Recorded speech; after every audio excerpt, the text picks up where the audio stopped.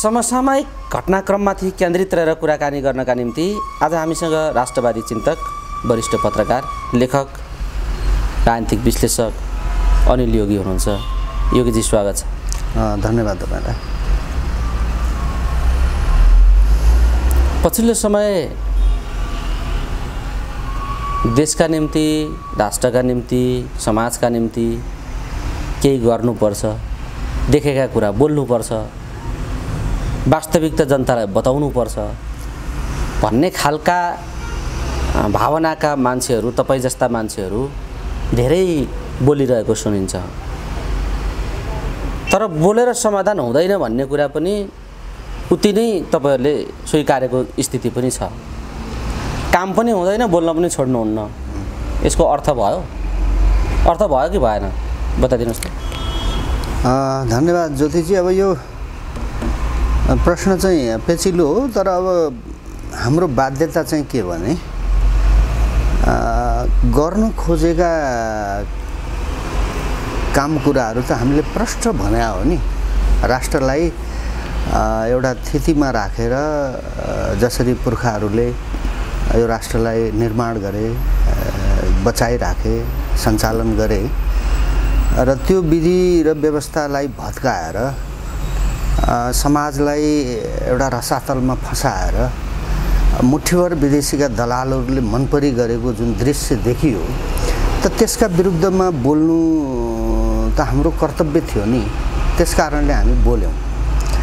अब गर्न केही सकिएन। अब गर्ने ठाउँमा हामी गर्न केही नसकेको भए त यो प्रश्न स्वाभाविक हुन्थ्यो होला।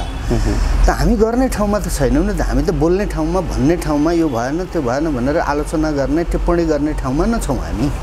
अब हामीलाई कुनै त्यो सत्ताको महत्त्वाकांक्षा पनि जागेको छैन।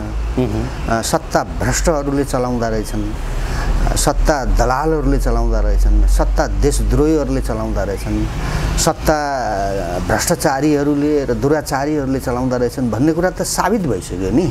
अब त्यो खेलमा सहभागी भएर, यस्तो चाहिँ भ्रष्ट व्यवस्थामा सहभागी भएर हामी यसो गर्छौँ उसो गर्छौँ भनेर डङ्का पिट्नुभन्दा बाहिरै बसेर मुलुक जस्तो बनाउनका निमित्त जनतामा एउटा सचेतना फैलाउने, जनतामा एक प्रकारको सकारात्मक जागरण पैदा गराउने काम गर्नु त हामीले आफ्नो कर्तव्य नै ठान्यौँ। त्यसो भएर गरे हो यो। यस्तो कर्तव्य ठान्नेहरूका बिचमा किन एकता चाहिँ हुँदैन? थुप्रै हुनुहुन्छ यस्ता कर्तव्य ठानेर बोलिराख्नु भएका। यसका पछाडि एक ठाउँमा आउने र एउटा खालको नेतृत्व लिने भन्दा पनि यी विचारहरूलाई एकीकृत गरेर एक ठाउँमा आएर कम्तीमा साझा आवाज बनाउने कुरा चाहिँ किन हुन सकेन त भन्ने पनि अर्को प्रश्न छ। बताइदिनुहोस्। तपाईँको अनुभवले के भन्छ? त्यो चाहिँ अत्यन्तै महत्त्वपूर्ण प्रश्न हो तपाईँले भन्नुभयो। मैले चाहिँ यो युद्धताकादेखि नै यो देशका विद्वान बुद्धिजीवीहरूलाई, यो देशको शासन सत्तामा बसेका शासकहरूलाई सबैलाई भनेको मैले हो। जब राष्ट्रको जीवनमा सङ्कट आउँछ, जब जनताका राज्यका विरुद्धमा लड्ने अथवा विद्रोह गर्ने परिस्थिति निर्माण हुन्छ, त्यति बेला राज्य सञ्चालनको केन्द्रमा बसेका अथवा राजनीतिको केन्द्रमा बसेका मानिसहरूले गम्भीर भएर यो कुरालाई सोच्नुपर्छ, यसको बारेमा चिन्तन मनन गर्नुपर्छ र छलफल गर्नुपर्छ। अनि मात्रै स्थिति र विधिको कुरा हुन्छ। अन्यथा चाहिँ हुँदैन भनेर त मैले त 25 वर्षदेखि भन्दै आएको हो नि त। कसैले पनि सुन्दैन क्या, सुन्नुपर्नेले सुन्दैन। दुर्भाग्य चाहिँ यो देशको त्यो हो। त्यो किन सुन्दैन भन्ने प्रश्न स्वयं मैले आफैलाई पनि गरेँ क्या। किन मैले भनिराखेका कुरा किन सुनिराखेका छैनन् नेपालका शासकहरूले, नेपालका प्रशासकहरूले भनेर मैले आफैलाई प्रश्न गर्दाखेरि मैले के उत्तर पाएँ भने यिनीहरूको विवेक नै यति रहेछ क्या। यिनीहरूको विवेकले चाहिँ देश हेर्दो रहेनछ, देशलाई बुझ्दो रहेनछ, अथवा म कुन ठाउँमा बसेको छु, मेरो कर्तव्य के हो, मेरो जिम्मेवारी के हो भन्ने कुरा यिनीहरूलाई महसुस हुँदो रहेछ। शासकहरूलाई, प्रशासकहरूलाई। शासक प्रशासक त गैर जिम्मेवार भए, त्यसकारण तपाईँहरूले आलोचना गरिराख्नु भएको छ। त्यो तपाईँहरूले लामो समयदेखि भनिआएकै कुरा हो। तर शासक गैर जिम्मेवार भए जिम्मेवार बनाउनुपर्छ भनेर लागेका बोलिराखेका मान्छेहरू जो तपाईँहरू जस्ता व्यक्तित्वहरू हुनुहुन्छ ती व्यक्तित्वहरूका बिचमा एकता किन हुन नसकेको भनेको मैले यो प्रश्न गरिरहेको छु। होइन, ती व्यक्तिहरूको चाहिँ के स्वार्थ नमिलेको? यी यस्ता व्यक्तिहरू पनि स्वार्थी छन् के हो त यो? यी शासक जस्तै छन् त यी मान्छेहरू सबै भन्ने खालको अहिले तपाईँहरूमाथि पनि प्रश्न त खडा भयो नि। होइन, त्यस्तो किन एकता हुँदैन तपाईँहरूका बिचमा? यी बोल्ने मान्छेहरू किन एक ठाउँमा आएर मिल्दैनन्? यस्तो प्रश्न छ क्या मान्छेको अहिले जिज्ञासा। त्यो चाहिँ एउटा जटिल समस्या रहेछ। त्यो के रहेछ यसको पछाडिको तपाईँले बुझेको समस्या बताउनुहोस्। मैले बुझेको चाहिँ के हो भने यो एकले अर्काको अस्तित्वलाई स्वीकार नगर्ने र एक्लै हिँड्ने जो नेपालीको प्रवृत्ति छ नि। स्वार्थ मिल्दाखेरि चाहिँ एक ठाउँमा बस्ने, अनि स्वार्थ मिलेन भने राष्ट्रको सङ्कटको चाहिँ विषयलाई समेत चाहिँ नजरअन्दाज गरेर आफ्नो तरिकाले हिँड्ने त्यो प्रवृत्ति चाहिँ अहिलेको सामाजिक क्षेत्रमा चाहिँ देखिएका मान्छेहरूको प्रवृत्ति त्यो पनि मुखरित भएकै छ नि। कसले चाहिँ एक ठाउँमा ल्याइदिनु पर्ने भन्नुहोस् त? जब एउटा सचेत नागरिकले समाजको बौद्धिक चाहिँ क्षेत्रमा आफूलाई चाहिँ क्रियाशील बनाइरहेको व्यक्तिले जसले आज यो मुलुक अप्ठ्यारोमा पऱ्यो भन्दैछ, स्वयं आफैले त्यो महसुस गरेको छ, त्यो स्वयं एक ठाउँमा बस्नका निमित्त पहल कदमी त्यसले किन गर्दैन त भन्दा उसले आफूलाई केन्द्रमा राखेको छ। राष्ट्रलाई केन्द्रमा राख्नुभन्दा पनि अहिलेको सामाजिक जुन जीवन छ, जनताको यो सङ्कटपूर्ण जीवनलाई केन्द्रमा राख्नुभन्दा पनि राष्ट्रको अस्तित्वलाई केन्द्रमा राख्नुभन्दा पनि उसले स्वयं आफूलाई केन्द्रमा राखेको छ। नेपालमा अहिले देखिएका तमाम विद्वान बुद्धिजीवी बौद्धिक भन्नेहरू को प्रवृत्ति चाहिँ त्यही देखिन्छ र फरक फरक ढङ्गले आफूलाई चाहिँ उभ्याए नि त सबैले। कसैले पार्टी खोलेर उभ्याए, कसैले आफूलाई बौद्धिक बुद्धिजीवी भनेर उभ्याए। मैले पनि फरक ढङ्गले उभिएको हुँला म, कसैले मलाई पनि त्यो भन्न सक्छ। तर मेरो सधैँ प्रयास के रह्यो भने मैले म भन्दा पनि हामी भनौँ र सबैलाई अगाडि लैजाउँ, उभिनुपर्ने मान्छेहरू एक ठाउँमा उभियौँ। त्यो त लामो प्रयास गरेँ नि त मैले। तपाईँको विगत भनेपछि मान्छेले सबैले एकले अर्काको अस्तित्व नस्वीकारेर आफैलाई केन्द्र बनाएर हेर्ने एकदम यो प्रवृत्ति यो देखिएको कारणले गर्दा यो एक ठाउँ हुन सकिएन भन्ने आत्मकेन्द्रित भएछ। धेरैको जिज्ञासा हो यो, किन यस्ता व्यक्तित्वहरू एक ठाउँ आउँदैनन् भन्ने प्रश्न। आत्मकेन्द्रित हुने र आफूलाई बाहेक आफूले बुझेको कुरालाई, आफूले जानेको कुरालाई बाहेक अन्त पनि ज्ञान छ, अन्त पनि विचार हुन्छ, अन्त अरूका पनि विचारलाई लिएर जानुपर्छ भन्ने खालको त्यो फ्राकिलो सोच भएन भने मानिस आत्मकेन्द्रित हुन्छ। ठिक छ योगीजी, तपाईँले यो प्रश्न बुझिने गरी यो राखिदिनु भयो। आम प्रवृत्ति पनि हो यो, त्यही हो। यो एउटा पाटो भयो। अर्को पाटो, अहिले पछिल्लो समय राष्ट्र थप पेचिलो र सङ्कटको स्थितिमा गयो भन्ने मान्छेहरूको चिन्ता छ। धेरै कोणबाट यस्ता कुराहरू आइराखेको हामी सुन्छौँ। तपाईँले देखेको अहिलेको राष्ट्रको मुख्य चुनौती के हो, मुख्य समस्या केमा हो अहिले राष्ट्रका निम्ति भन्ने विषय अलिकति राखिदिनुहोस् त योगीजी। अहिले त तपाईँले त्यो सबैतिरबाट केही विषयहरू आइसकेका पनि छन्। अब त कस्तो भने हामी आन्तरिक युद्ध या त बाह्य युद्धको भुमरीमा फस्ने ठाउँमा हामी आइपुगेका छौँ।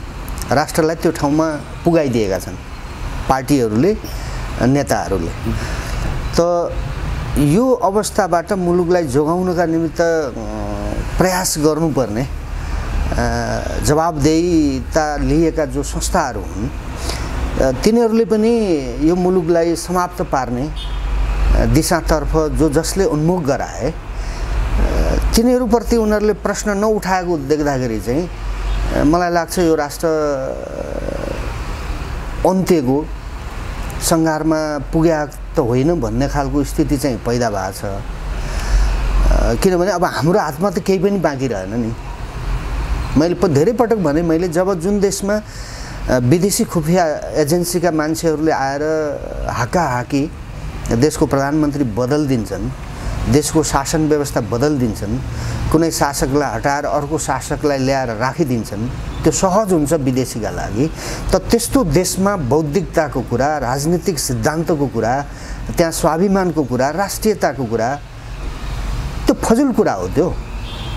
त्यो कुरा किन बुझिँदैन भनेर जोडले मैले यो कुरा उठाएँ नि त।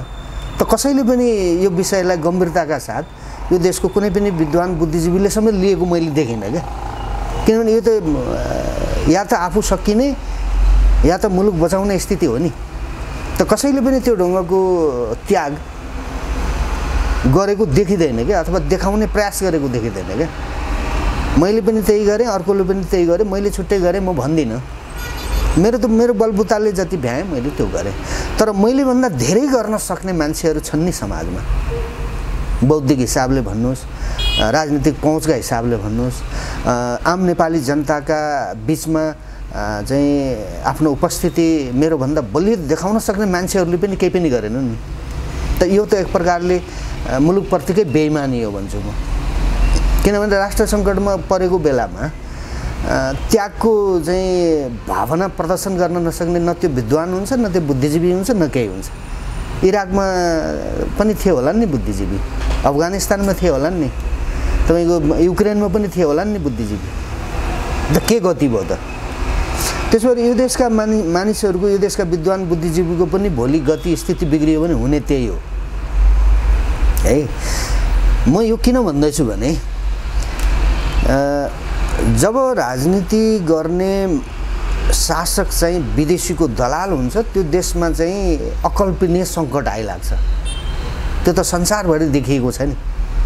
कतिपय देशहरूमा आफ्नो ढङ्गले शासन व्यवस्था सञ्चालन गर्नका निमित्त प्रयास गर्ने शासकहरूलाई शक्ति राष्ट्रहरूले चाहिँ आफू अनुकूल नहुँदा उनीहरूले हमला गरे।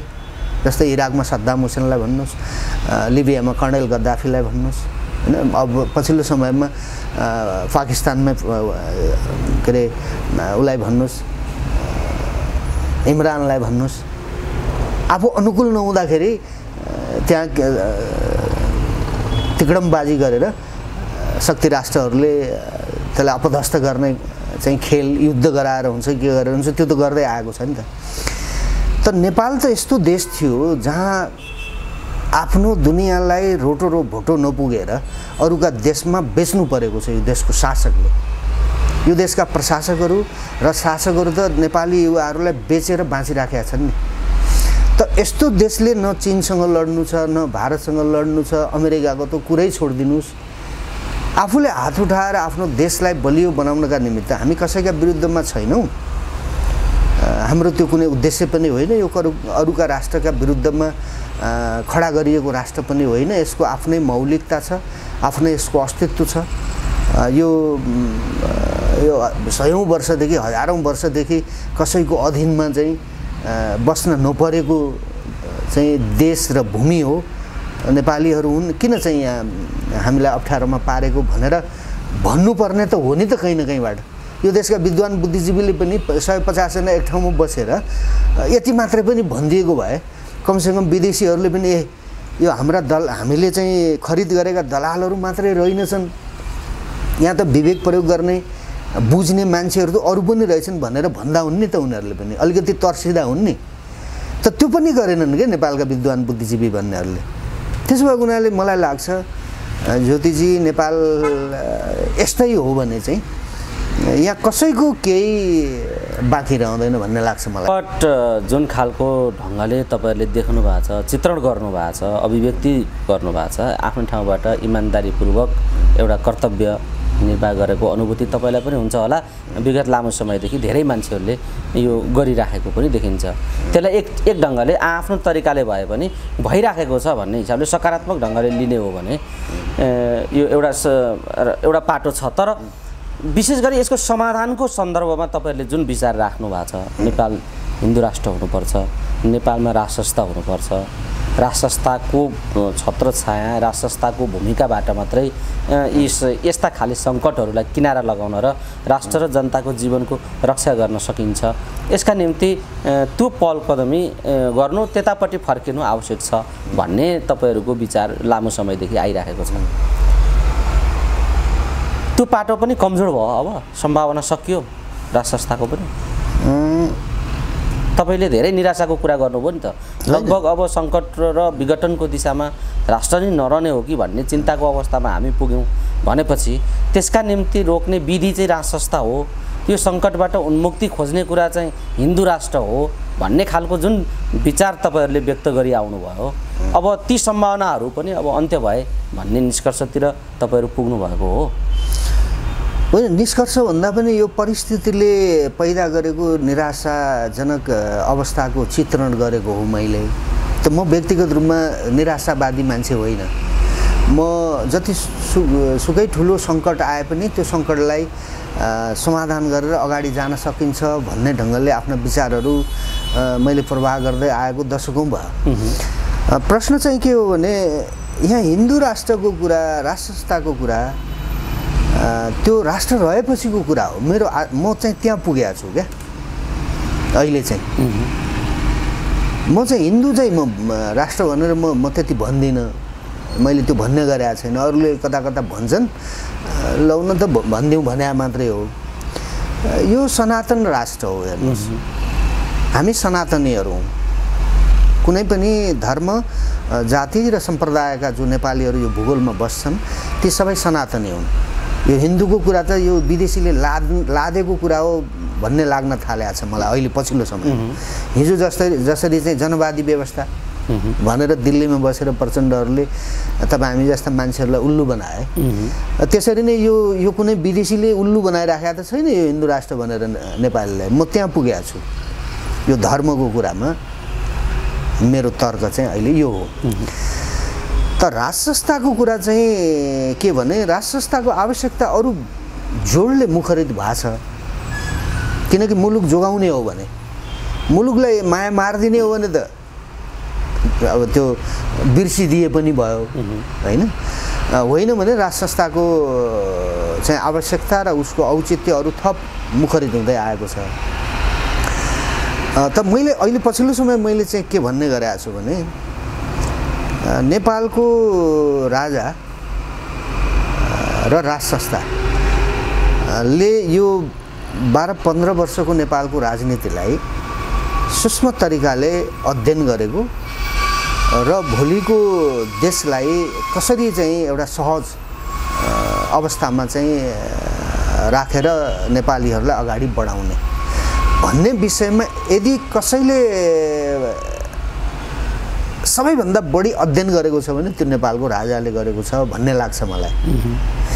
तर समस्या चाहिँ फेरि के भने मान्छे त चाहियो नि त। फेरि राजालाई पनि के समस्या परेको होला भन्ने लाग्छ भने मलाई उहाँले जति मान्छेसँग उहाँले संवाद गर्नुभयो अथवा हामीले बाहिर बसेर जुन छलफल गरिराखेका छौँ, तपाईँहरू जस्तो सञ्चारकर्मीहरूसँग जसरी आफ्ना विचारहरू प्रभाव गरिराखेका छौँ, यी कुराहरू पनि राजाले सुनिराखेका हुन्छन् भन्ने लाग्छ मलाई। त्यसो भए उनीहरूले कसैले पनि राज संस्थालाई र नेपालको राजालाई अब मद्दत नगर्ने हो भने मुलुक रहँदैन भन्ने कोणबाट कोही पनि त्यसरी चाहिँ बाहिर पनि तयार भएको अथवा त्यो खालका मान्छेहरू एक ठाउँमा उभिने प्रयास नगरेको देख्दाखेरि राजालाई पनि कता कता अनौठो लागेको हुनुपर्छ भन्ने लाग्छ क्या मलाई चाहिँ। त यो अबको देश भनेको एकल राजाले मात्रै, एकल कोही कुनै पार्टीले मात्रै, एकल कोही विद्वान बुद्धिजीवीले मात्रै काँध हालेर हालिने अवस्था छैन नि त अब। किनकि समाज यति भाँडिएको छ कि कसैलाई मान्दैन। तपाईँ राजालाई मान्ने, राज संस्थालाई मान्ने नमान्ने, हिन्दू राष्ट्रलाई मान्ने नमान्ने प्रश्न नै भएन। अब व्यक्तिले अर्को व्यक्तिलाई पनि मानिराखेका छैन। यहाँ त व्यक्तिको अस्तित्वमाथि पनि प्रश्न उठिसक्यो। आजको स्थिति चाहिँ त्यो हो। त्यसो भए उनीहरूले अब मुलुकलाई बचाउने हो भने नेपालको राज संस्थाले अभिभावकीय भूमिका निर्वाह गर्ने गरिकन र नेपालका विद्वान बुद्धिजीवीसँग पनि ओपन एउटा बहस, एउटा छलफलको थालनी नेपालको राजाबाट शीघ्रातिशीघ्र भइदिएको भए चाहिँ मलाई लाग्छ एउटा सकारात्मक म्यासेज, एउटा सन्देश नेपाली जनताका बीचमा जान्थ्यो कि भन्ने लाग्छ। अब होइन भने त तपाईँको अब एमसिसी गरिसकेपछिको स्थिति हेर्नुहोस्, अमेरिकनहरूको सक्रियता, चिनियाहरूको सक्रियता।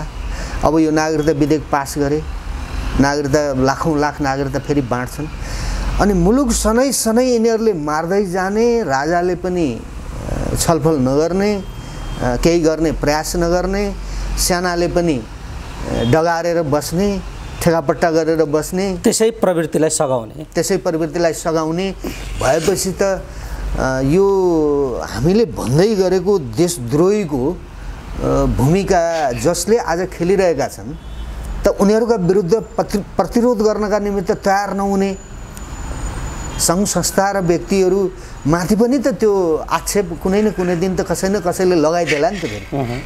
त्यो खतरा हुन्छ नि त फेरि। सुरु पनि भएको छ त आज देशको जीवन सेनामाथि प्रश्नहरू खडा भएका छन् नि अहिले। त्यसो देशलाई अप्ठ्यारो परेको बेलामा जसरी चाहिँ एउटा सचेत नागरिकले आफ्नो धर्म ठानेर आफ्नो मुलुकप्रतिको कर्तव्य निर्वाह गर्ने प्रयास गर्छ, त्योभन्दा बढी गर्नुपर्ने दायित्व भएकाहरूले त गर्नु पर्यो नि त भन्ने प्रश्न हो नि त। ठिक छ योगीजी, तपाईँको प्रश्न छ कुरा, जनताले बुझ्ने गरी आफ्ना विचारहरू राखिराख्नु भएको छ विगत लामो समयदेखि। तर तपाईँले एउटा महत्त्वपूर्ण कुरा के गर्नुभयो भने अहिलेको सन्दर्भमा राज संस्थाको सान्दर्भिकता औचित्य अरू थप बढेर गएको देखिन्छ भनेर तपाईँले त्यो निष्कर्ष निकाल्दै गर्दा राजाले भूमिका पाए या राजाको राज संस्थाको औचित्य यसरी नै बढेर गयो र एउटा खालको भूमिका नै प्राप्त गर्ने स्थिति या जनताको त्यतापट्टिको रुझान भयो भने राज संस्था पुनर्स्थापित हुने बित्तिकै या राज संस्था फर्किने बित्तिकै देशकोमा सुधारको बाटोमा जान्छ देश भन्ने कुराको आधार के हो भन्ने पनि अहिले प्रश्न छ नि त। किनभने राज संस्थाले जुन खालका अवरोहहरू खडा गर्यो, राजनीतिक असफलताहरू विगतका जुन खालका इतिहासहरू खडा भएका छन्, चाहे वीरेन्द्रको वंशनाश होस् चाहे ज्ञानेन्द्रको कार्यकाल होस्, यी सबै कुरालाई एउटा इतिहासको एउटा कालखण्डमा समीक्षा गर्ने हो भने राजा हुँदैमा सुधारको बाटोमा देश जान्छ भन्ने आधार के हो भन्ने खालका प्रश्न पनि छन्। बताउनुहोस् त, औचित्य बढ्दै जाँदाखेरि सुधार हुने आधार पनि त निर्माण हुन्छन् होला, बताइदिनुहोस् त यसको आधार के हो? यो तपाईँले नेपालको राज संस्था र राजाहरूका विगतका चाहिँ कार्यशैलीहरू, विगतका प्रवृत्तिहरूलाई तपाईँले नजिकबाट अध्ययन गरेको प्रश्न हो भन्ने लाग्छ मलाई। त्यो स्वाभाविक पनि हो यहाँ कोही आएर पनि यहाँ केही पनि हुँदैन भन्ने खालको परिस्थिति निर्माण भएको छ। त मैले चाहिँ नेपालको राज संस्था र राजाको चाहिँ विषय अरूले भन्दा अलिक पृथक ढङ्गले र जोडले उठाउने गरेको छु। त्यो के हो भने नेपालको राजा जनवादी राजाको रूपमा आफूलाई उभ्याउनुका निमित्त तयार हुनुपर्छ। त्यो भनेको के भने तपाईँले अघि आधार के हो भन्नुभयो नि, आधार भनेको नेपाली जनता हो र यो माटो हो, यो नेपाली भूमि हो। नेपाल राष्ट्र र नेपाली जनतालाई नेपालको राजाले आधार बनाउने हो, त्योभन्दा उसको अर्को आधार हुँदैन। अरू बाह्य ताकतहरूसँग समन्वय गर्ने, बाह्य ताकतहरूका आवश्यकता अनुसारका उनीहरूका कुरा सुनिदिनुपर्ने बाध्यताबाट त राजा पनि मुक्त नहोलान्, सुन्नुपर्ने होला। तर राजाले चाहिँ आफ्नो मुलुकलाई बलियो बनाउनका निमित्त चाहिँ सबभन्दा बढी चाहिँ आधारको खोजी गर्ने र आधार के हो त भन्ने कुरामा घोत्लिएर सोच्ने हो भने राजाको लागि दुईटा आधार मात्रै हुन्। त्यो भनेको नेपाली जनता र यो देशको माटो, यो दुईटा नेपालको राजाको आधार हो। त जनवादी राजाको प्रश्न मैले किन उठाएको भने नेपाली जनताका आवाजलाई सुनेर त्यो अनुसारले आफूलाई रूपान्तरण गर्दै प्रजातान्त्रिक तरिकाले नै शासन हाँक्नका निमित्त जनताका विचारलाई आफ्ना विचार बनाएर हिँड्नका निमित्त राजा तयार हुनुपर्छ। त्यसपछि आम दुनियाँले नेपालको राजालाई र राज संस्थालाई आफ्नो संस्था हो, यो हाम्रो संस्था हो भनेर उनीहरूले स्वीकार्ने परिस्थिति पनि निर्माण हुन्छ। यहाँ कसैमाथि कसैले निषेध गरेर चाहिँ अबको मुलुकलाई रक्षा गर्न सकिँदैन। फेरि प्रश्न अर्को के पनि हो भने तपाईँले विदेशीका दलालहरूमाथि निषेध गर्नुहुन्छ कि हुन्न, गर्न आवश्यक छ कि छैन? भ्रष्टाचारीहरूमाथि, देशद्रोहीहरूमाथि, दलालहरूमाथि तपाईँले चाहिँ निषेध गर्नुहुन्छ कि गर्नुहुन्न? अथवा जनताले त्यो प्रश्नलाई उठाएको छ कि छैन? जनता त्यो कुरा गर्दा जनता चाहिँ राज संस्थाको राजाको पक्षमा जान्छ कि विपक्षमा जान्छ? त त्यो कुरा पनि त राजाले आफ्नो तरिकाले समीक्षा गरेको हुनुपर्छ, गर्न पर्ला। त्यसो भएको हुनाले मैले भनेको के भने जनवादी राजा चाहिएको नेपाललाई, अथवा अर्को शब्दमा जनवादी नेता चाहिएको। राष्ट्रवादी र जनवादी राजनेताको अभाव भएको हुनाले नै नेपाल अप्ठ्यारोमा पर्यो। नेपाली जनताले अप्ठ्यारो एउटा जीवन बाँच्नुपर्ने परिस्थिति त्यो निर्माण हुँदै गयो।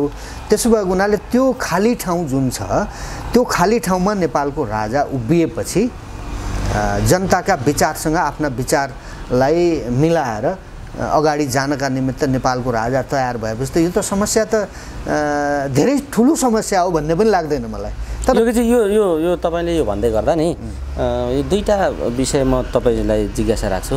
तपाईँले जे समाधान देख्नु भएको छ र भन्नुभएको छ, राजाकै सन्दर्भमा पनि तपाईँले जुन खालको एउटा भूमिकाको कुरा गर्नुभयो, यदि त्यस्तो खालको सोच, त्यस्तो खालको भूमिका या त्यस्तो खालको प्रयत्नमा काहीँ न काहीँ अहिलेका राजा ज्ञानेन्द्रले त्यो भूमिका खेलेको देखिन्छ? यो प्रयत्नमा भूमिका गरेको केही खेलेको देखिन्छ? होइन, परोक्ष प्रत्यक्ष रूपमा राजाले खेलिराखेको हुनुपर्छ, होइन, कुरा गरिराखेको हुनुपर्छ। बाह्य शक्तिहरूसँग पनि आफ्नो राष्ट्रको अप्ठ्यारो स्थितिको बारेमा कुरा राखेको हुनुपर्छ भन्ने लाग्छ मलाई। किनकि यो निकै ठुलो चिन्ताको विषय हो नि त। नेपाल राष्ट्रको जीवनमा, नेपालको राजनीतिक इतिहासमा यस्तो सङ्कट त्यो बिरलै आएको छ क्या। ठ्याक्कै तपाईँलाई यहाँ रोकेर, ठिक छ, उहाँले प्रयत्न गर्नुभएको होला, छ भने त्यो देखिएला, त्यसलाई हामी एउटा गर्नुभएको होला भन्ने एउटा अनुमानमा त्यसलाई छोडौँ। अर्को प्रसङ्ग म तपाईँसँग राख्न चाहन्छु। तपाईँले हिन्दू भने पनि सनातनी हामी सनातनी धर्म मान्ने राष्ट्रका नागरिक हौँ भने पनि जुन सनातनी या हिन्दू जे परिभाषा भएको छ त्यसलाई कमजोर बनाउने कुरा धर्मनिरपेक्षताबाट भएको छ भनेर त्यसले नेपालको पहिचानलाई नामेट गर्ने भूमिका खेलेको छ धर्मनिरपेक्षताले भन्ने खालको आवाज विगत लामो समयदेखि उठिआएको छ। तर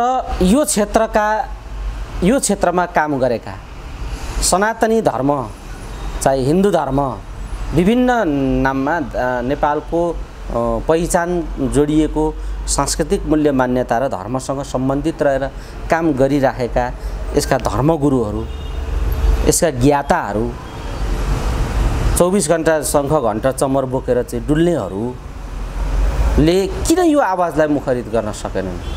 उनीहरू किन यो सनातनी भूमिकाले काम गरिराखेको छैन? यो देशमा 95% सनातनी भएर पनि किन यसले काम गरिराखेको छैन भन्ने पनि अर्को प्रश्न छ। विशेष गरी धार्मिक रूपमा मुसलमानहरू र क्रिस्चियनहरूले बढी काम गरेको देखिन्छ, तर सनातनीहरूले किन गरेको देखिँदैन? सनातनीहरू कहाँ छन् भन्ने पनि प्रश्न छ। यो के रोग हो बताइदिनुहोस् त तपाईँको अनुभवमा। होइन, यो त मैले भने नि, नियत सफा नभएपछि शङ्ख घण्टा बोकेर केही हुँदैन, त्यो पारै लाग्दैन नि।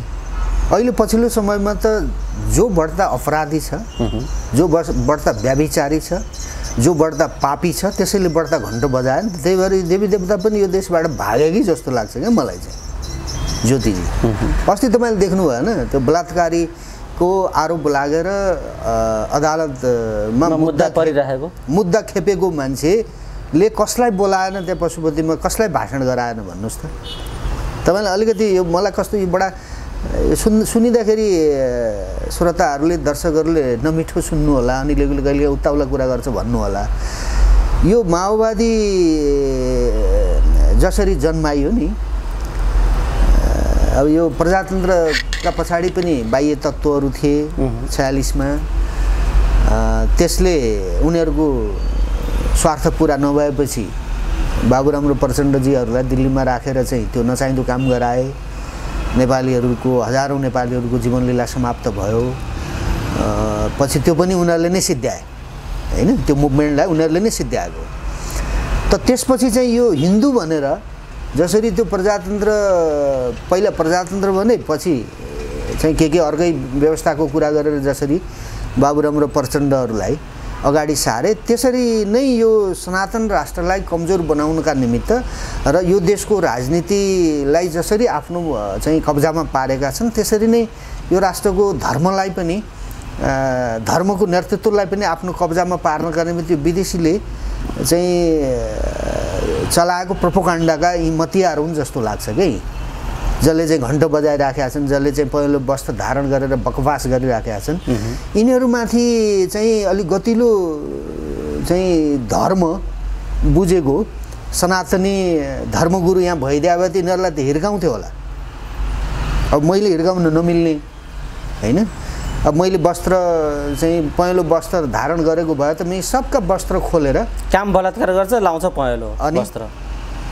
यस्तो खालको देखियो नि त प्रवृत्ति त त्यही भएर त हामी सबै हिसाबले मासिएको कारण चाहिँ यो हो क्या राजनीतिक नेतृत्व पनि विवेकहीन भयो धर्मको नेतृत्व दुराचारीको हातमा गयो अनि त्यस्तो देशमा त विदेशी आउने नै भयो अनि यहाँ बुद्धिजीवी भएर यहाँ ठालु हुँ म भनेर म पढा लेखा मान्छे हुँ भनेर मैले सबैभन्दा बढ्ता मैले जानेको छु भनेर भन्नुको के अर्थ हुन्छ यस्तो चाहिँ गए गुर्जेको दुनियाँ र देशमा अब त्यही भएर सबैका बुद्धिमाथि सबैका चाहिँ व्यक्तित्वमाथि प्रश्न चिन्ह लागिसकेको छ अब यो तरिकाबाट भएन है भन्ने कसैलाई चेतना खुल्छ भने चाहिँ मेरो कुरा राम्रोसँग सुनुन् पूर्वाग्रह रहित तरिकाले सुनुन् हैन मैले देशको कुरा गरेको हो सबैको अस्तित्वको कुरा गरेको हो हैन हिजो मैले पढाएको थिएँ एउटा ठुलो धनाढ्य रहेछ युक्रेनमा रसियाको आक्रमणमा श्रीमती आफू सबै चाहिँ मारिनु पर्यो उसले यहाँ कोही विद्वान बाँकी रहँदैन कोही धनी बाँकी रहँदैन सबैको चाहिँ हालत खराब हुन्छ चिनियालाई रिस उठ्या बेलामा हिर्काउँछ झापड उसले अब यो चीनका विरुद्धमा चाहिँ यो व्यवस्थालाई माध्यम बनाएर काम गरिँदैछ छ भन्ने छ त्यसो भएको हुनाले यो व्यवस्था को विकल्प हामीले खोज्नुपर्छ यसको अर्थ चाहिँ प्रजातन्त्रको विकल्प भन्ने बुझ्नु हुँदैन प्रजातन्त्र ल्याउने फाल्ने कुरा होइन त्यो एउटा जिम्मेवार शासकले अवलम्बन गर्ने एउटा राजनीतिक प्रणाली हो राजनीतिक प्रणाली र नैतिक प्रश्न पनि हो दायित्व नैतिक प्रश्न पनि हो त्यसो भए यो मनपरी गर्ने जनतालाई जवाब नदिने हैन अनि जनताका लागि भनिरहने अब यो त पाखण्डीहरूको चाहिँ बदमासहरूको खेल हो नि त यो अब यो बदमासहरूको खेललाई चाहिँ निषेध गरेर अगाडि जानका निमित्त यो देशका विद्वान बुद्धिजीवीहरूले अब मैले भने जस्तो भन्नु पर्यो क्या नेपालको राजाले अगाडि आऊ अब किन डराएको हामी साथ दिन्छौँ भनेर भन्नु पर्यो त्यसपछि राजाले पनि हिम्मत गरेर मुलुक बचाउनका निमित्त उहाँहरूको पुर्खाले जसरी मुलुक निर्माणमा योगदान गर्यो मुलुक बचाइराख्नका निमित्त उहाँहरूले पटक पटक त्याग गर्नुभएको छ बलिदान गर्नुभएको छ त फेरि पनि त्यो चाहिँ अभिभारा उहाँहरूमाथि नै जान्छ मैले मात्रै काँदालेर हुने भइदिए भए म राजा चाहियो भन्दै भन्दैन मैले मात्रै नसक्ने भए विदेशीका डिजाइनमा दलालहरूले देशलाई खत्तम गर्ने भए त देश बचाउनका निमित्त राजाले केही गरिदिएको भए फेरि पनि हामी ऋणी हुन तयार छौँ नि राजा हो आफ्नो देशको उसमाथि पनि अन्याय भएको छ जनतासँग चाहिँ हिँड्ने जनवादी राजाको रूपमा आफूलाई उभ्याउने विदेशीहरूसँग समस्या छैन यो त विदेशीका दलालहरूले यो चीन यहाँ बलियो भएको हुनाले हामीलाई आएको समस्या हो हामी कमजोर त यसै थियौँ उसै थियौँ चीन बलियो भइदिनाले र उसले पनि हामीलाई खुलेर चाहिँ हामीलाई मद्दत नगरिदिएको हुनाले यो दुःख आएको हो चीनले पनि हामीलाई मद्दत गर्नु पर्यो अब नगर्दाको परिणाम उसले पनि भोग्ने देखिन्छ त्यो लक्षण देखिएको छ त्यो देखिन्छ नाकैमा अर्को स्थिति भइराखेको छ अब सायद उनीहरू चिनिया पक्षले पनि यो महसुस गर्ला कुनै बेला उसले गर्नुपर्छ त्यो एउटा पाटो छँदैछ योगीजी यी समग्र घटनाक्रमहरू जे विकास भएका छन् र जसरी विषयवस्तुमा केन्द्रित रहेर हामीले छलफल गऱ्यौँ तपाईँ जाँदा जाँदै आम दर्शक श्रोताहरूलाई ठ्याक्कै के अपिल गर्न चाहनुहुन्छ के भन्न चाहनुहुन्छ होइन मेरो आम दाजुभाइ दिदीबहिनीहरू जो देशमा विदेशमा जहाँ हुनुहुन्छ हामीले मुलुकलाई अप्ठ्यारोमा परेको कुरा सबैले बुझेका छौँ बुझ्नु भएको छ सबैले राज संस्था मा हामी फर्केनौँ भने चाहिँ यो मुलुक समाप्तै हुन्छ। योभन्दा चाहिँ अर्को सत्य मैले अहिले बक्न सक्ने मसँग छैन अर्को कुनै विषय। राष्ट्र संस्थामा फर्कियौँ र मुलुकलाई यो मानिस बस्न मिल्ने, मानिसले बस्न हुने लायक देश बनाउनका निमित्त सबै तयार हौँ र भोलिका हाम्रा सन्ततिहरूलाई जसरी हाम्रा पुर्खाहरूले हामीलाई यो नेपाल दिए त्यसरी नै हामीले भोलिका हाम्रा सन्ततिहरूलाई यो नेपाल सङ्लो नेपाल बुझाएर जानपर्छ भन्ने कुराको चेत र चेतना सबैमा खुलोस्।